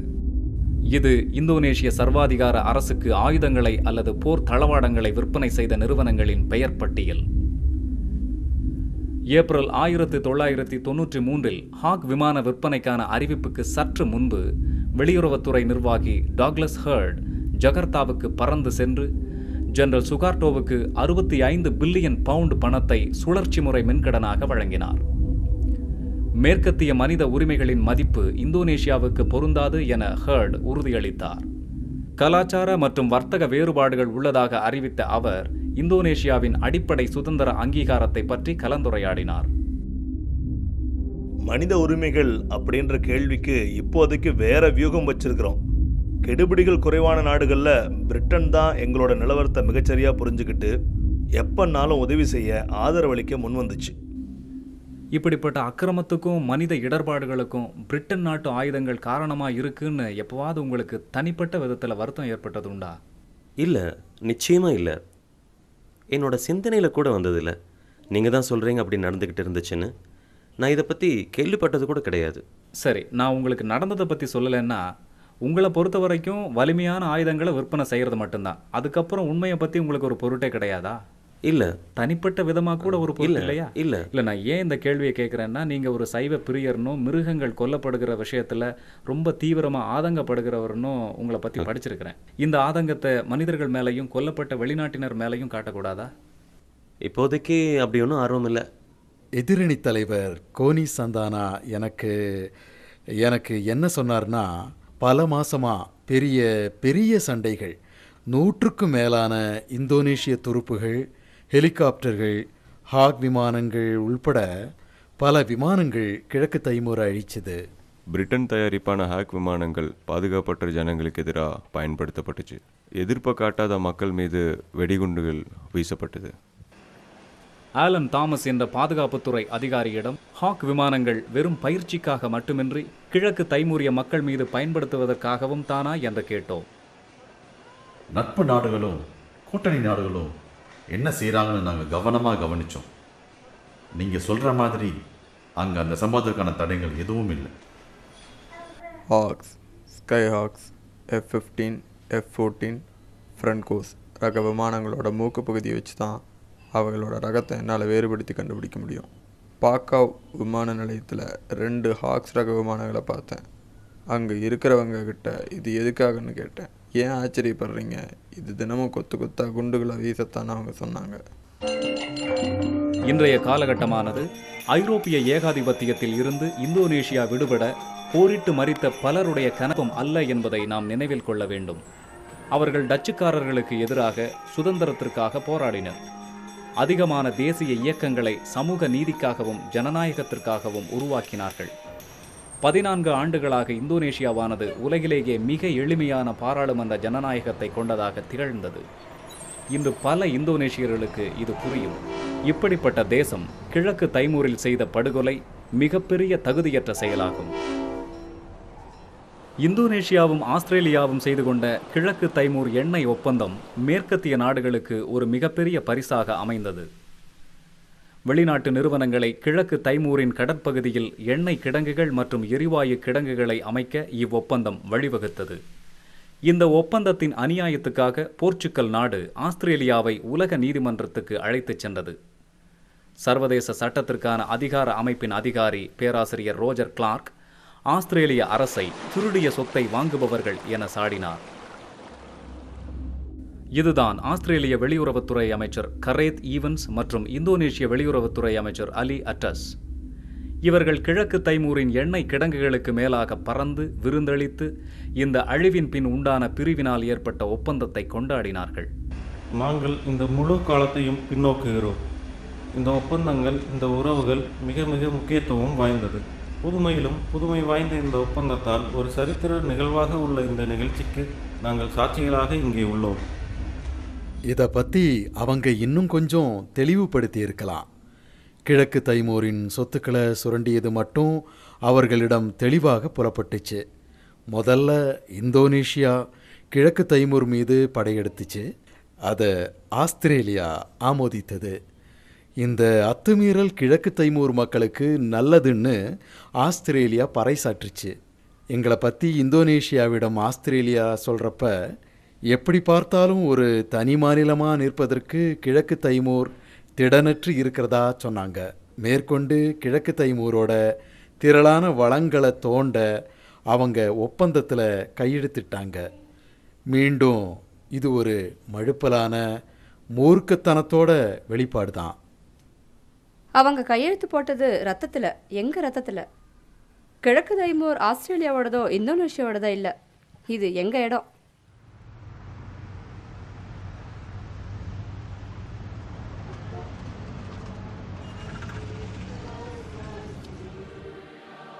ஆயிரத்து 1991 அக்டோபர் 28 ஆயுதமின்றி நிராயுதபாணியாக நின்ற தைமூரிய மாணவன் செபாஸ்டியன் இந்தோனேஷிய உளவாளிகளால் தேவாலயத்தில் வைத்து சுட்டுக் கொல்லப்பட்டான். இங்கு அவன் தன் தாயினாலும் நண்பர்களாலும் துக்கம் கொண்டாடப்படுகிறான்.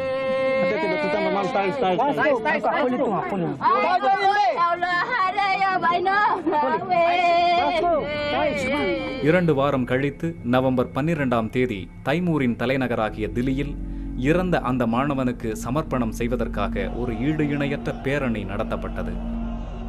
இந்தோனேஷியர்களால் அது வெளி உலகத்திற்கு கேட்கப்பட விரும்பாத விடுதலையின் கூக்குரலாகவும் இருந்தது. இதில் வினோதம் என்னவென்றால், வெளிநாட்டவர்களும் இந்த கொடிய நிகழ்ச்சியின் தொடர்ச்சியை படமாக்கினர்.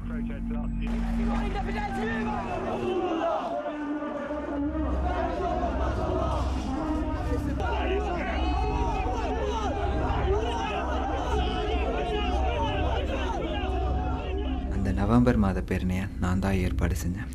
இதோட நோக்கம் என்னென்னா, இந்தோனேஷியர்களோட ஒடுக்குதல் காரணமாக நாங்கள் இன்னும் வேதனைப்படுறோங்கிறத உலகத்துக்கு எடுத்து சொல்லத்தான்.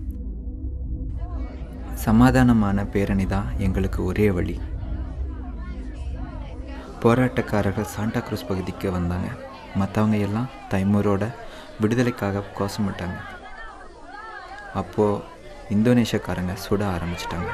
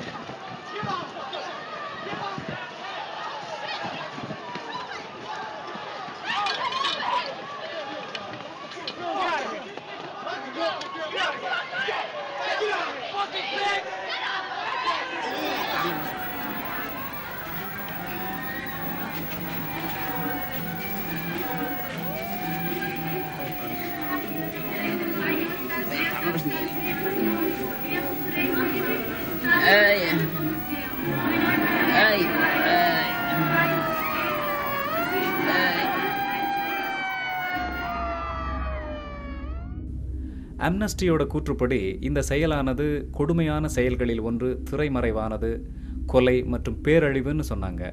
அவங்க பொய் சொன்னாங்களா என்ன? ஆமாம், அப்படிதான் நான் நினைக்கிறேன். அவங்களுக்கு ஊர்ஜிதம் செய்யும் பெரிய சாட்சியம் இல்லை.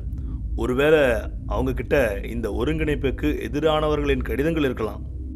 ஒரு சில தைமூரியர்களுக்கு இந்த ஒருங்கிணைப்பில் எந்த ஈடுபாடும் இல்லைன்றதை நான் ஒத்துக்கிறேன். இப்போ துணை ஜனாதிபதியாக இருக்கிற ஜெனரல் சுட்ரிசினர் சொல்லும்போது, யாராவது இந்தோனேஷியாவினுடைய எல்லையை மாற்றினா அவர்கள் சுடப்படுவார்கள், நீங்கள் அவர்களை சுட்டு கொல்ல வேண்டும்னு சொன்னார் இல்லையா? இந்த காரணத்தால் ஜனங்க சுடப்பட்டதை நீங்கள் பார்த்தீங்களா? நாங்கள் சாண்டா க்ரூஸில் மக்கள் சுட்டுக் கொல்லப்பட்டதை தொலைக்காட்சியில் தெளிவாக பார்க்குறோம். ஆமாம், இந்த சம்பவம் நவம்பர் 12ஆம் தேதி நடந்துச்சு. இந்த பிரச்சனையை தீர்க்க நாங்களும் நிறைய காரியங்கள் செஞ்சோம். சில மேற்கத்திய பத்திரிகையாளர்கள் இந்தோனேஷியாவின் நடவடிக்கைகளை வெளியே கொண்டு வர விரும்பல.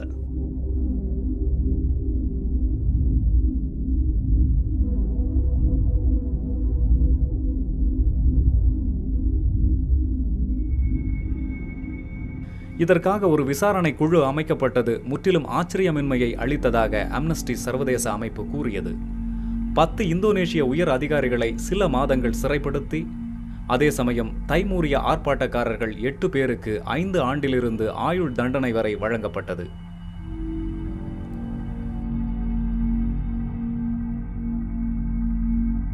ஆயிரத்தி 1991 நடந்த சம்பவத்துக்கு பிற்பாடு பத்திரிக்கைக்காரங்க இனியும் பிரச்சனைகளுக்கு காரணமாக இருப்பாங்கன்னு இந்தோனேஷியாக்காரங்க நினச்சி ஒரு பய உணர்வோடு இருந்தாங்க. இந்த அழிப்புக்கு அப்புறம் பத்திரிகையாளர்கள் பிரச்சனை பண்ணினாங்கன்னு நீங்கள் சொல்லும்போது நிச்சயமாக இந்த கொடுமைகளை செஞ்சு மக்களை கொலை செஞ்சது இந்தோனேஷியாக்காரங்க தானே? அதுவும் அவங்கள கொல்றத படம் எடுக்கிறதுங்கிறது ரொம்ப அரிதான ஒரு சம்பவம். இதை பற்றி எனக்கு தெரியல. இந்த உண்மை என்னன்னா கலரில் படமாக இருக்கு. இந்தோனேஷியா சிப்பாய்கள் இளைஞர்களை கொலை செய்கிறவங்களா இருக்கிறாங்க. இந்த இந்த இந்தோனேஷியர்கள் மீதான குற்றச்சாட்டு பற்றி எனக்கு தெரியாது. அப்படியா? சில பத்திரிக்கைக்காரங்க சுற்றுலா விசால இங்கே வந்து பிரச்சனையை கிளப்பி விட்டாங்க. ஆனால் அது அப்படி இல்லை. என்ன நடந்துச்சுன்றது நிரூபணமாக. அதனால தான் நீங்கள் பத்திரிகையாளர்களை முன் வச்சு தில்லியில் ஏற்பட்ட அழிப்புக்கு பத்திரிகையாளர்கள் தான் காரணம் அப்படின்னு நீங்கள் சொல்கிறீங்களா? நான் முன்வைக்கல. இந்தோனேஷியாக்காரங்களையா சொல்கிறீங்க? ஆமாம். ஏதோ கிராஃபிக்ஸில் இந்த காட்சியெல்லாம் படமாக்கப்பட்ட மாதிரி ஆஸ்திரேலிய அரசாங்கம் உண்மையிலேயே என்ன நடந்துச்சுன்னு வேடிக்கை பார்த்துட்டு இருந்துச்சு. இறப்பு எண்ணிக்கையும் உண்மைதானான்னு பார்த்துட்டு தான் இருந்துச்சு. இந்த கல்லறை பேரழிவுக்கு பின்னர் பிரிட்டன் அரசாங்கம் இந்தோனேஷிய அரசுக்கு கொடுக்கும் உதவித்தொகையை 81 மில்லியன் பவுண்டுகளாக அதிகரித்தது. அதாவது இது 250 விழுக்காடு அதிகமானதாகும்.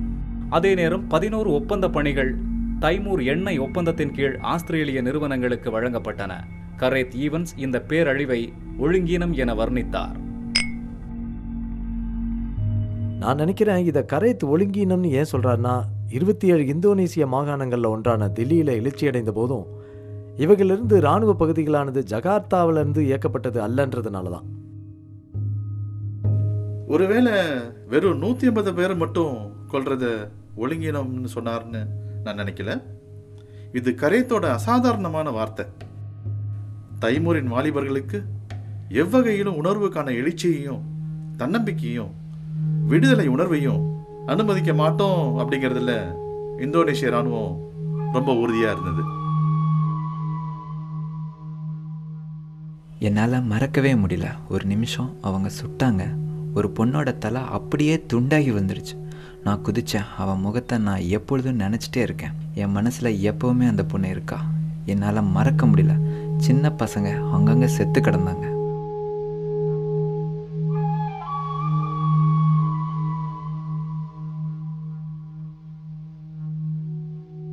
தொண்ணூற்றி ஓராவது வருஷம் நடந்த கொலைகளில் தப்பிச்ச அநேக ஜனங்க கிட்ட நாங்கள் கண்ட பேட்டிகளில் அவங்க கொடுத்த தகவலின்படி காப்பாற்றப்பட்டிருக்க வேண்டியவர்களும் கொல்லப்பட்டதா சொல்கிறாங்க.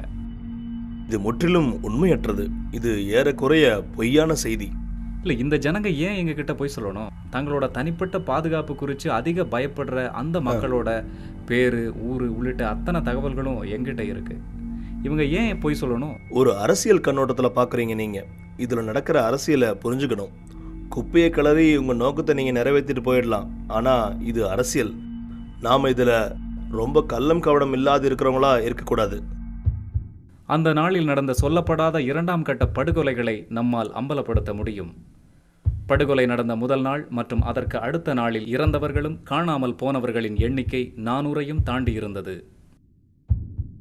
துப்பாக்கி சூட்டை நிறுத்திட்டு கை காலில் அடிபட்ட உயிரோடு இருந்தவங்கள இந்தோனேஷிய ராணுவம் ஈட்டி முனையில் குத்துனாங்க. கல்லறை தோட்டத்தில் அடிபட்டு விழுந்து கிடந்தவங்கள பிடிச்சி இழுத்து அவங்க தலையை பாறையில் மோதி சாகடிச்சாங்க. இந்தோனேஷிய இராணுவத்தினர் ஈட்டியில் குத்தினதை நீங்கள் பார்த்தீங்களா? ஆமாம், பார்த்தேன். என்னையும் பலரது உடல்களையும் லாரியில் தூக்கி போட்டு கொண்டு போனாங்க.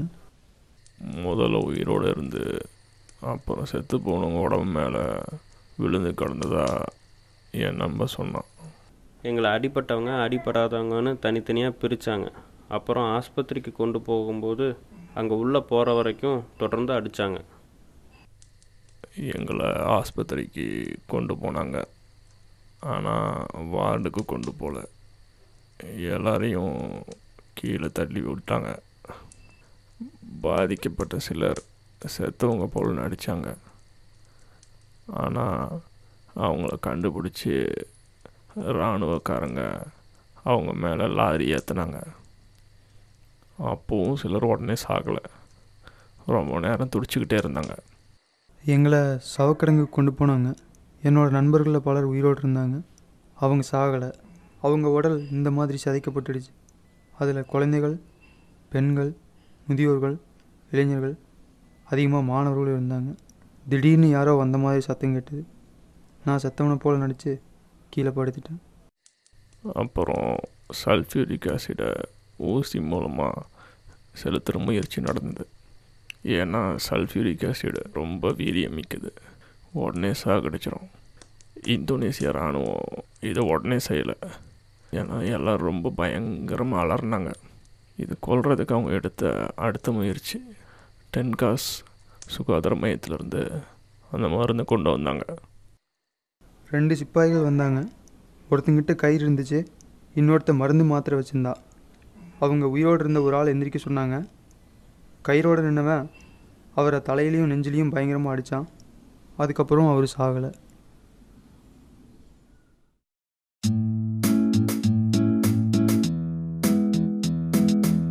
ஆயிரக்கணக்கானவர்கள் இறந்து போனார்கள். ஆனாலும் ஆயிரம் பேர் களத்திற்கு வந்து கொண்டிருக்கிறார்கள். சரணடைவதா? இல்லை, எப்போதும் இல்லை. 2 லட்சம் தைமூரியர்கள் கொல்லப்பட்டனர். ஆனாலும் ரமலா வளர்ந்தாள். நான் போராடிக் கொண்டிருக்கின்றேன், நான் போராடிக் கொண்டிருக்கின்றேன். எந்தன் மலைகளில், எந்தன் வனங்களில், எந்தன் நீலங்களில், அந்த கிராமங்களில் நான் போராடிக் கொண்டிருக்கின்றேன், நான் போராடிக் கொண்டிருக்கின்றேன், நான் போராடி. எந்த போராட்டத்திலையும் ஈடுபடாத சுமார் 2 லட்சம் பேர் கொல்லப்பட்டாங்க. அதுக்கு ஒரே காரணம் என்னென்னா, முன்னாள் அரசு செயலாளர் கிசிங்கரும் அப்புறம் அதிபர் சுகர்டோவோட சுயநலமும் தான். அவங்க ஏன் கிழக்கு தைமூர் மக்களை விட்டுருக்கக்கூடாது? அவங்க ஏன் அப்படி செஞ்சாங்க?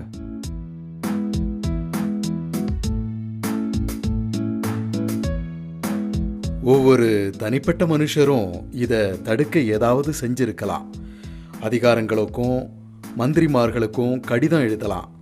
வெளிநாட்டு ஊடகங்கள் கிட்டேயும் பத்திரிகையாளர்கள் கிட்டேயும் பேசலாம். கிழக்கு தைமூரை நீங்கள் கண்டுக்கவே இல்லைன்னு சொல்லி அவங்கள சங்கடப்படுத்தலாம்.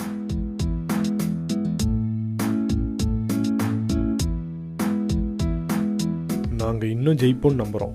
அப்புறம் எங்கள் மேலே அக்கறை வச்சு எங்களை கவனித்த உலகத்தில் இருக்க எல்லா மக்களையும் நம்புகிறோம். விடாமுயற்சியோடு இறங்கி விடுதலைக்கும் சமாதானத்துக்கும் போராடுறது நியாயமானது. கண்டிப்பாக முடியாது எதுவுமே இல்லை.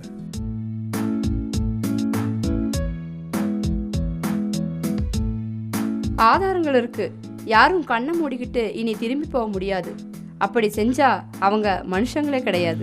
விடுதலை வேண்டும், மிக விரைவினில் வேண்டும். விடுதலை வேண்டும், மிக விரைவினில் வேண்டும். விடுதலை வேண்டும், மிக விரைவில் வேண்டும். இந்தோனேசிய அரசாட்சியை குறித்து அம்னஸ்டி சர்வதேச அமைப்பு கூறும்போது, மனித உரிமைகளை மீறும் இவர்கள் துணிவுடன் இவ்வாறு செய்யும்போது அவர்கள் சட்டத்தின் பிடியில் தாங்கள் இல்லை என நம்புகிறார்கள் என்பதையே இது காட்டுகிறது. கிழக்கு தைமூரில் இராணுவ ஆதிக்கம் பற்றி பேசும்போது உண்மை நிலை, மனித நலனுக்கான கோட்பாடுகள் என்றெல்லாம் பேசும் மேற்கத்திய அரசியல்வாதிகள் மற்றும் நிபுணர்கள் இப்படிப்பட்ட வரம்பு மீறிய அரசியல் நடவடிக்கைகளை ஆதரிப்பது மட்டுமின்றி கலாச்சார சீரழிவை, அழிவை நோக்கி செல்வதன் மூலம் தேசத்தையே கண்டனம் செய்கிறார்கள். ஆனால் அவர்கள் தொடர்ந்து செல்லக்கூடாது. அவர்களுடைய குறுக்கீடு இல்லாத பட்சத்தில் நம்பிக்கையின் அடையாளங்கள் உண்டு. 1993 ஐக்கிய நாடுகளின் மனித உரிமை குழுவானது சுகார்டோவின் ஆளுகைக்கு ஒரு தீர்வான கண்டன தீர்மானத்தை ஓட்டெடுப்பின் மூலம் தெரிவித்தது. இது தைமூரியர்களுக்கு அவர்களின் கூட்டணிகளால் வந்த அசாதாரண முயற்சிகளினாலும் மேலும் நினைத்து கூட பார்க்க முடியாத கொடுமை ஒன்றை செய்ய மிக சாதாரணமாக செய்ய முயன்றதை தடுத்ததாலும் கிடைத்த வெற்றி. இது இம்மக்களின் கண்களில் திடனை ஜுவாலிக்கச் செய்கிறது. எதிர்ப்பையும் உறுதியையும் நம்பிக்கையையும் பேசும் கண்கள். இங்கு விரிவான மற்றொரு கேள்வியும் உண்டு. 20ஆம் நூற்றாண்டின் இறுதியில் நமது சர்வதேச உறவுகள் பொய்யினாலும் உண்மையை மறைக்கும் புரட்டினாலும் ஆளப்பட்டு நியாயத்தை மீறி இப்படிப்பட்ட சிறிய தேசங்களை எப்படி வேண்டுமானாலும் வளைக்க முற்படுகிறதா? கிழக்கு தைமூரிய மக்களின் இக்கை அறு நிலையே இதற்கான ஆதாரம். இம்மாதிரி மக்களை ஒடுக்குவதையும் அவர்களின் வளங்களை திருடுவதையும் நமது அரசுகள் நமது பெயரில் செய்வதை நாம் அனுமதிக்கலாமா? ஒருவேளை அப்படி அனுமதித்தால் அவர்களுக்கு மறுக்கப்படும் பொது மனித இன உரிமைகளை நமக்கு மட்டுமானதாக உரிமை கோருவதில் என்ன நியாயம் இருக்க முடியும்? நான் போராடிக் கொண்டிருக்கின்றேன். எந்தன் மலைகளில், எந்தன் வனங்களில், எந்தன் நிலங்களில், அந்த கிராமங்களில்